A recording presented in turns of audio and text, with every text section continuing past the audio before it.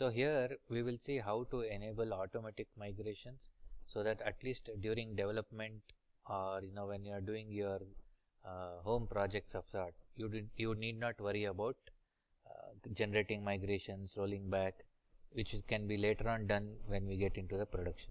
So the first thing what I would do for there is I will make sure that my current database, TempleDB or whatever, is deleted, and then I'll go here and I'll also delete this entire migrations folder itself.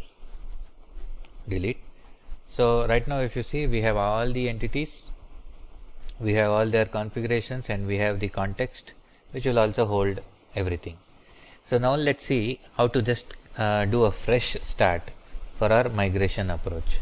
Okay, so come here.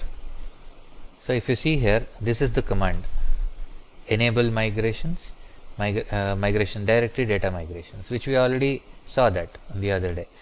Now if I do it, since I already deleted the migrations folder, the project failed to build. Now let's check if Control Shift B will build the project, and we'll see what is causing the problem here. Yeah, so basically, yeah, if we were using this namespace, okay, let's go ahead and also delete, comment them for now, because remember all this was coming from migrations folder. So for now, until we build the application, Control Shift B, let's comment out. Yeah, now it's see build 1 succeeded. Let's comment out everything related to migrations in form 1 only. So only 3 lines you will have to comment out. Now again let's go to package manager and we'll say enable migrations. So now what I am planning is I'll enable automatic migrations. So at least for this project you will have no issues. In fact, some people go ahead and do this even for small projects where there are really not much of a problem with maintaining step-by-step migrations when they really don't need that. So as usual, again I got a migrations folder, I got a configurations directory. So here if you see automatic migrations enabled, we will make it to true. And apart from that, there is yet another thing which you here, automatic migration data loss allowed equals true. Set this also true. So what this means is this should take care of adding any new stuff. So without asking you, without creating any exceptions, it will go ahead and ask the new, whenever you add a new property, it will create a new column in the database without asking you. What this is the other way around. If you remove any properties in the existing entity, it will go ahead and delete that column in the database even if data was there. But anyway, for demo and learning purposes, this should be okay. And once you've done these two, you'll have no issues. You can keep on changing the entities and you can keep building this application. In fact, you can do this right away at the beginning. It's not that you have to wait for all the entities to come up and all the configurations. Just go with 1 or 2 entities, create the data context for it and create the migration, and then on you can start doing any other things. So it necessarily need not be in the, it should not, it is not the case that you will have to do migrations at the end. The moment you have a context, you can do migrations. And without forgetting, let's go ahead and re-enable this, because remember that is what is taking care of automatically asking entity framework to go ahead and actually run the migrations.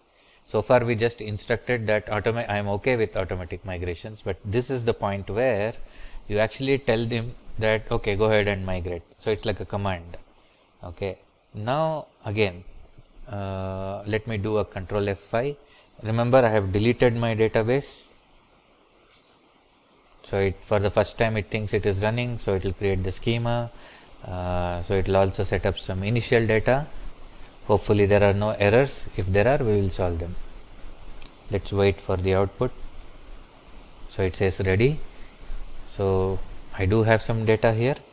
Now let's go ahead. Okay, let me first show you that we have the database now. Refresh.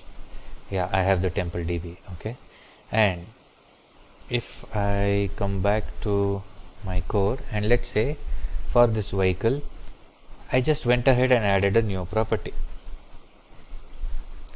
So color is already there, so I will say probably capacity, and in fact we can make it an integer.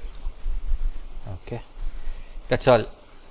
Now remember, in my database there would be no column called capacity, but I'll not worry.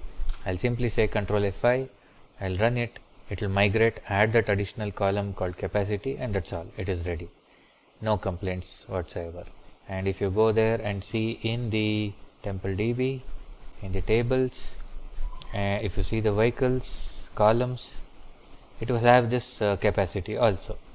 Now just wait a while, I'll do the other way around now. For some reason you thought capacity is not required now, so you went ahead and removed this. Now again your model and database are out of sync with each other, no problem.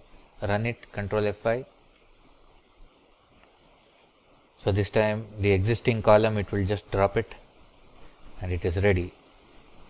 So if I now go back to SQL Server and do a refresh, you should see that once I do the refresh, this capacity should disappear.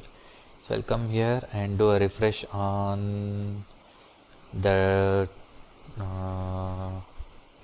the table. So if you see the columns here, so now that capacity has gone. So this way automatic migrations, you can leave it on until your app is ready and you are ready to roll out, and even in the production for the first time when you give it out. So second time onwards, when you make some changes, you might then go for explicit migrations. So that way you will have less number of things to do, at least during the development process.